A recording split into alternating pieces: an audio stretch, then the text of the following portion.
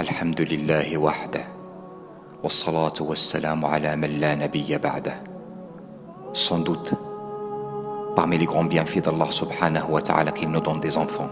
Or, comme c'est un bonheur de les avoir, c'est une très grande et lourde responsabilité. On va être questionné devant Allah sur eux et on va rendre des comptes d'ici-bas et dans l'au-delà. Qu'est-ce qu'on leur a appris? Comment les a-t-on éduqués? Et le plus important, est-ce qu'on était un exemple pour eux?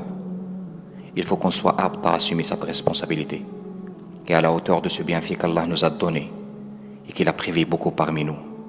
Et sachez bien que parmi les grandes épreuves d'Allah subhanahu wa ta'ala, c'est de t'éprouver avec tes propres enfants. Chers frères et sœurs, le sujet est très important, surtout dans cette période de trouble qui passe la communauté musulmane. Et regardez bien autour de vous, et vous allez voir nos enfants, la façon dont ils sont habillés, la façon dont ils marchent, la façon dont ils parlent, la façon dont ils sont coiffés, et comment ils passent leur temps. Loin de la sunna et de l'exemplarité, contre les paroles de notre prophète sallallahu alayhi wa sallam, et son comportement, et ses actes, et ses recommandations, qui a dit dans un hadith rapporté par l'imam Malik, dans le livre Al-Muwatta, j'ai été envoyé afin de parfaire les bons caractères. Mais la question qu'on doit méditer, est-ce qu'avec cette génération, la communauté peut avancer et donner l'exemple?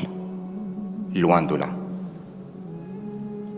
Il y a une guerre déclarée contre les valeurs, le comportement et l'éducation, dans un système qui écrase et détruit tout ce qu'on construit. C'est pour cela, dans cette guerre médiatique, il faut qu'on ait les armes scientifiques basées sur le Coran et la Sunna pour faire sortir nos enfants de ce système diabolique basé sur les idées de Satan. Il faut qu'on soit à côté de nos enfants qui sont drogués par la télévision, les portables, les tablettes, les consoles, et qui vivent dans un monde virtuel, loin de la réalité et très loin de l'islam.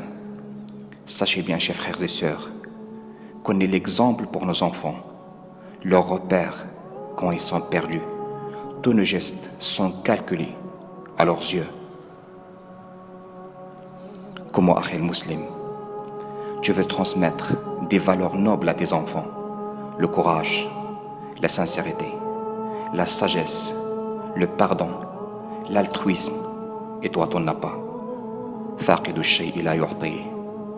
Comment, akhil muslim, tu peux convaincre tes enfants de ne pas fumer avec une cigarette entre tes doigts? Comment, akhil muslim, tu peux interdire les portables à tes enfants et toi tu passes plus de temps avec le portable qu'avec eux? Et comment tu insistes au respect des parents et toi tu es ingrat envers les tiens?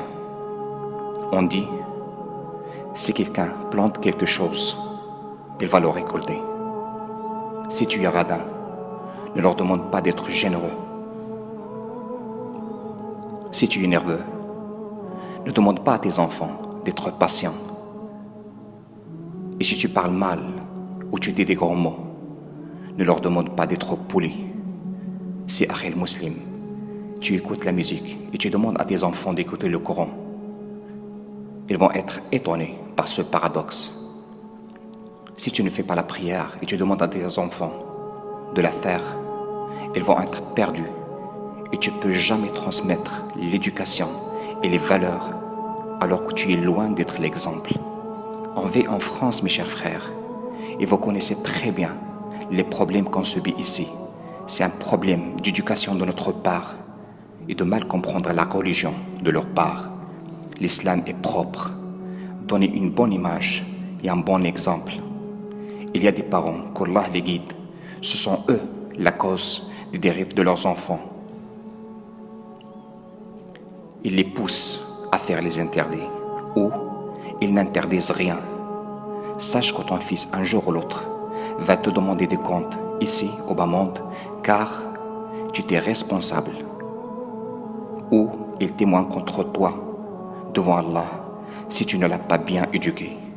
Si on veut bien éduquer nos enfants, la manière la plus sûre est de retourner vers le Coran et la Sunna. Et vous allez voir qu'on est loin, très loin. Enfin, mes chers frères, si on veut le changement de nos enfants vers le mieux, le changement doit commencer par nous, les parents. فالله أسأل أن يصلح نياتنا وذرياتنا وأن لا يبتلين في أولادنا وفلذات أكبادنا والحمد لله رب العالمين.